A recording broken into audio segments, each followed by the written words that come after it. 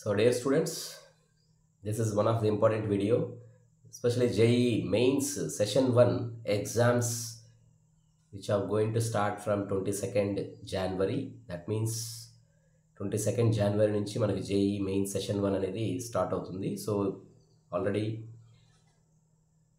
ఈ JEE mains session 1 కి సంబంధించి ప్రీవియస్గా మనం చాలా వీడియోస్ అయితే చేసాం.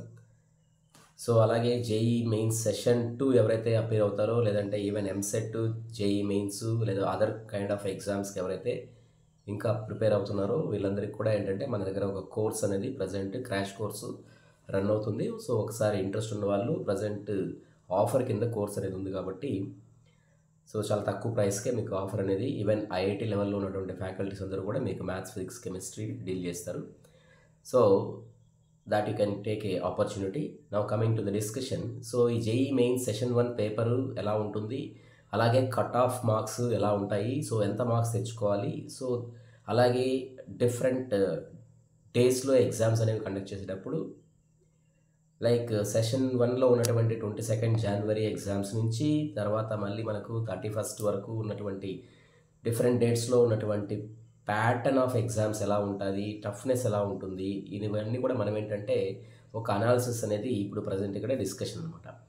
సో బేసిక్గా మీకు ఏంటంటే ఈ సెషన్ 1 సెషన్ 2 ఈ రెండు సెషన్ 1 అనేది జనవరిలో ఉంది కదా ప్రజెంట్ రన్ అవుతున్నటువంటి ఎగ్జాము.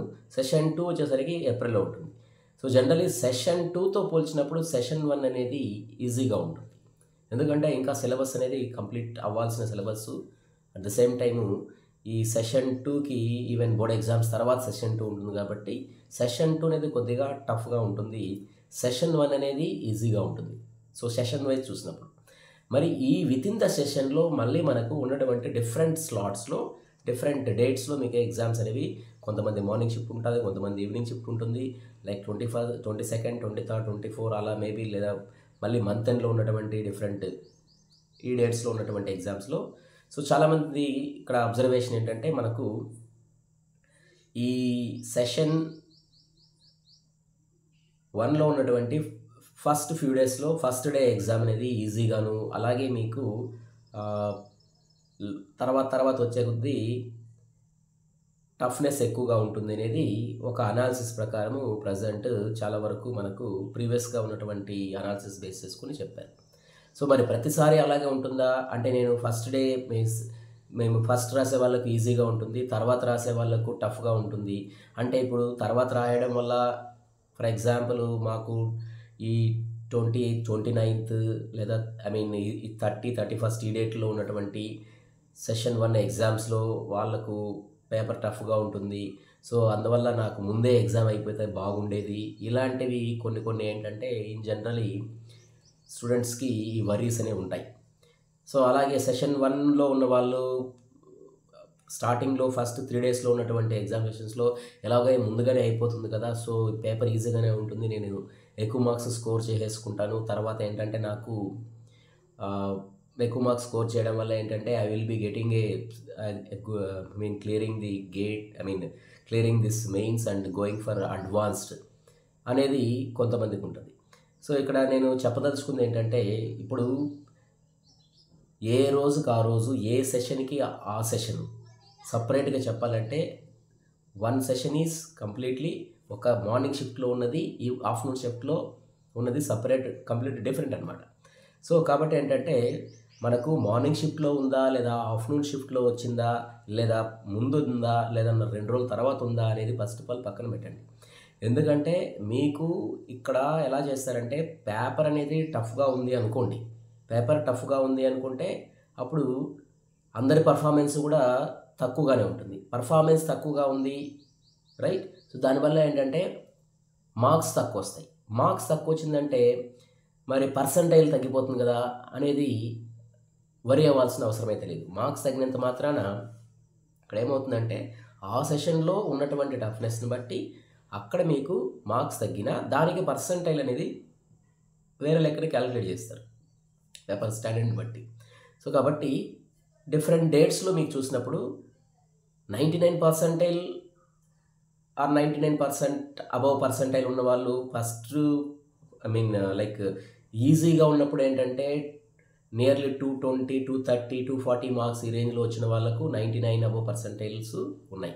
అదే పేపర్ టఫ్గా ఉన్నప్పుడు ఏంటంటే లైక్ 170, 180 మార్క్స్ వచ్చిన వాళ్ళకు కూడా ఈ 99 పర్సెంటైల్ అనేది ఉంది.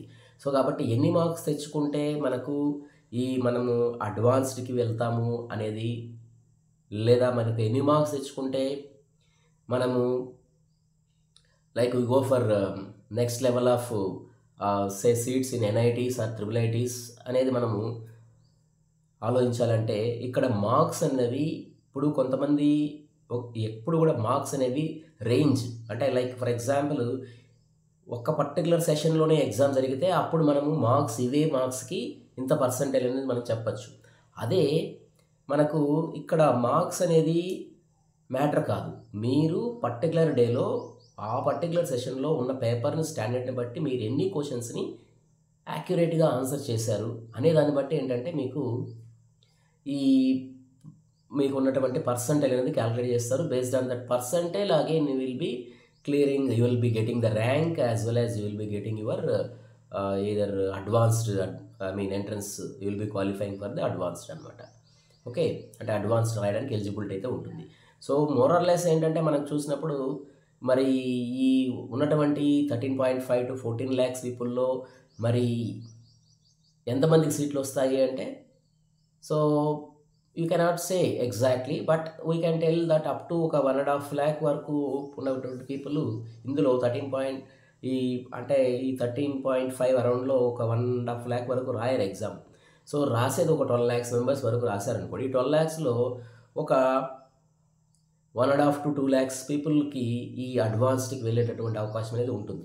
అంటే మళ్ళీ మనకి సెషన్ 2 కూడా యాడ్ ఆన్ చేసుకోవాలి కాబట్టి రైట్, వాళ్ళకి అవకాశం అయితే ఉంటుంది. బట్ ఇక్కడ ఏంటంటే IIT సీట్లే కాదు, NIT సీట్లు, లేదంటే డిఫరెంట్ IIIT సీట్లు, అదర్వైజ్ ఈవెన్ GFTI, అలాగే మనకు డిఫరెంట్ మోడ్ ఆఫ్ ఈవెన్ ఇవే కాకుండా త్రూ CSAB కాకుండా మనకు ఈవెన్ JEE మెయిన్స్ స్కోర్తో కూడా నెంబర్ ఆఫ్ ఆపర్చునిటీస్ అనేవి బయట ఉన్నాయి. సో ఆ దృష్టిలో ఏంటంటే మనకు ఆలోచించినప్పుడు మీరు ఏ రోజు ఎగ్జామ్ అయినా కానీ మీరు ప్రిపరేషన్ ఎంతైతే ప్రిపేర్ అయ్యారో ఆ పర్టికులర్ థింగ్ని మీరు కాన్ఫిడెన్స్గా వెళ్ళి ద బెస్ట్ ఎగ్జామ్ ఇవ్వడానికి ప్లాన్ చేయండి. అంతేగాని అరే ఈరోజు పేపర్ టఫ్గా ఉంది, లేదా ఈరోజు పేపర్ ఈజీగా వచ్చింది, నెక్స్ట్ సెషన్ కూడా అలాగే ఉంటుంది అనేది మాత్రం అనుకోవద్దండి. ఏ సెషన్కి ఆ సెషన్ సపరేటు. సో దయచేసి గుర్తుపెట్టుకోండి, సెషన్ వైజు మీకు కొంత కొంత పేపర్ లెవెల్ అనేది హైగా ఉండొచ్చు, లోగా ఉండొచ్చు. హైగా ఉన్న నువ్వు ఫీల్ అవ్వాల్సిన, ఎక్కువగా వరి అవ్వాల్సిన పని లేదు. లోగా ఉంది కదా అని మీరు సంబరపడిపోవాల్సిన పని లేదు. లోగా ఉన్నప్పుడు నువ్వు నెంబర్ ఆఫ్ క్వశ్చన్స్ని 1-2 ఎక్స్ట్రా అటెంప్ట్ ఇవ్వడానికి ట్రై చేయాలి. Okay, at the same time టఫ్గా ఉంది కదా అనేసి 1-2 తగ్గించుకున్నా కానీ అది ప్రయోజనం లేదు.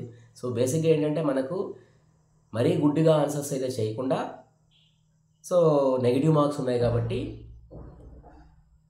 అట్లీస్ట్ ఎలిమినేషన్ మెథడ్లో అయినా మీరు ఈ ఎగ్జామ్లో ఉన్నటువంటి డిఫరెంట్ క్వశ్చన్స్ని మీరు ఎలిమినేషన్ మెథడ్లో అయినా కొన్ని అవాయిడ్ చేస్తూ అట్లీస్ట్ ఒక 2 ఉన్నటువంటి MCQలో 2 ఎలిమినేట్ చేయగలిగి మిగిలిన 2 మాత్రమే ఉన్నప్పుడు మీరు అటెంప్ట్ ఏదో ఒకటి మీరు ఫర్ ఎగ్జాంపుల్ ABCDలో AC అనేవి ఎలిమినేట్ అయిపోయి అనుకోండి, then B and D.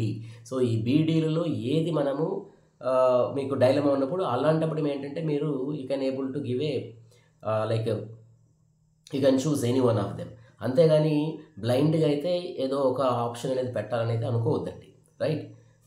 So ఇది the method of way of appearing for the entrance exam, right. So అలాగే ఏంటంటే మరి ఇదివరకు చెప్పినట్టు ఎన్ని మార్కులు అనేవి బట్ మినిమం క్వాలిఫైయింగ్ మార్క్స్ ఒక పర్టికులర్ రేంజ్ ఆఫ్ మార్క్స్ తెచ్చుకోవాలి, రైట్. అది మీ అందరికి తెలుసు.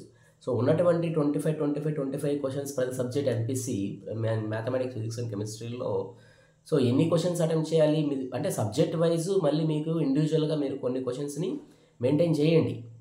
బట్ ద సేమ్ టైం ఏంటంటే వెయిటేజ్ వైజు చూసినప్పుడు ఫస్ట్ ఆఫ్ ఆల్ ఏంటంటే ఈ క్వశ్చన్ పేపర్లో మరి ఎలా ఉంటుంది అని చూసినప్పుడు more than 50 to 60% of questions even ఈజీగానే ఉంటాయి ఏ పర్టికులర్ సెషన్ ఆఫ్ ఎగ్జామ్ అయినా కానీ. దాని తర్వాత ఉన్నది ఆ రిమైనింగ్ 50%, ఈజీ తర్వాత ఉన్న 50%లో పేపర్ టఫ్గా ఉంది అంటే అందులో ఒక 30% అబోవ్ క్వశ్చన్స్ని హై లెవెల్లో ఉంటాయి అన్నమాట. లేదా పేపరు పర్వాలేదు మోడరేట్గా ఉందంటే ఆ రిమైనింగ్ 50%లో ఒక 40% ఆఫ్ క్వశ్చన్స్ మోడరేట్గా క్వశ్చన్స్ ఉంటాయి, ఒక 10% ఆఫ్ క్వశ్చన్స్ మాత్రమే హై స్టాండర్డ్లో ఉంటాయి. సో ఈ 10% ఆఫ్ క్వశ్చన్స్ ఓవరాల్గా ఉన్నటువంటి 75 క్వశ్చన్స్లో ఒక 10 క్వశ్చన్సే మీకు పేపర్ టఫ్గా ఉందా లేదా అనేది డిసైడ్ చేస్తుంది. సో దాన్ని బట్టి ఏంటంటే అక్కడ అపీర్ అయ్యే వాళ్ళని బట్టి ఒక క్వశ్చన్ ఎక్స్ట్రా అటెంప్ట్ ఇవ్వగలిగితే then that students will be getting a good percentile and the good rank. Okay, so అది ఈ లైక్ ఇది అడ్వాన్స్డ్ కానీ లేదంటే డిఫరెంట్ ఎన్ఐటీల్లో కానీ IIITలో కానీ సీట్లు వచ్చే అవకాశం అయితే ఉంటుందన్నమాట. సో కాబట్టి ఇక్కడ things are very clear. So మీరు ఏ పర్టికులర్ డే ఎగ్జామ్ రాస్తున్నారు అనే దాని గురించి పక్కన పెట్టేసి, రైట్, ఆ పర్టికులర్ అంటే అది ఈజీనా టఫ్ అనేది కానీ పక్కన పెట్టి మీరు ఎంతవరకు బెస్ట్గా మీరు క్వశ్చన్స్ని ఆన్సర్ చేస్తున్నారనే దాని గురించి వెళ్ళండి. అలాగే కొన్ని ఏంటంటే లింక్డ్ క్వశ్చన్స్ ఉంటాయి, కొన్ని డైరెక్ట్ క్వశ్చన్స్ ఉంటాయి. కాన్సెప్చువల్గా మనకేంటంటే డైరెక్ట్ క్వశ్చన్స్ అనేవి ఉంటాయి, అంటే డైరెక్ట్ కాన్సెప్ట్ బేస్డ్ క్వశ్చన్స్ ఉంటాయి. దెన్ లింక్డ్ క్వశ్చన్స్ కూడా ఉంటాయి అన్నమాట. సో లింక్డ్ క్వశ్చన్స్ ఉంటాయి. సో లింక్డ్ అంటే మీన్ 2 టాపిక్స్ లింక్ అయినటువంటి క్వశ్చన్స్ ఉంటాయి. సో లైక్ ఈవెన్ ప్రాబ్లమ్స్లో కూడా అలా ఉంటాయి. Even few things have been discussed in a videos, like మీకు క్లాసెస్లో కూడా నేను చెప్పానమాట, రైట్. సో అయితే అవి మీరు you have to work it out, right. So అలాగే ఇంకోటి ఏంటంటే కొన్ని ఇంపార్టెంట్ టాపిక్స్ అనేవి మనకు సబ్జెక్ట్ వైజ్ చూసినప్పుడు కొన్ని చాప్టర్స్ అయితే అస్సలు మిస్ చేసుకోకుండా ఈ టాపిక్స్ అయితే మీరు ఖచ్చితంగా ఫోకస్ అయితే చేయాల్సి ఉంటుంది. సో అలాంటివి ఏంటంటే మీకు క్యాలిక్యులస్, ఓకే, అలాగే ఆల్జీబ్రా, ఇలాంటి వాటిల్లో మీకు ఎక్కువైతే ఫోకస్ చేయాలన్నమాట. సో బేసికలీ ఏంటంటే మీరు సెకండ్ ఇయర్ సబ్జెక్ట్స్ని ఫస్ట్ ఇయర్ సబ్జెక్ట్స్ రెండు చూసుకునేటప్పుడు మేబీ సెషన్ 1కి వచ్చేసరికి సెకండ్ ఇయర్తో పాటు ఏంటంటే ఫస్ట్ ఇయర్ని ఎక్కువగా కాన్సన్ట్రేట్ చేయండి. సో ఫస్ట్ ఇయర్ సిలబస్ని కూడా కాన్సన్ట్రేట్ చేయండి.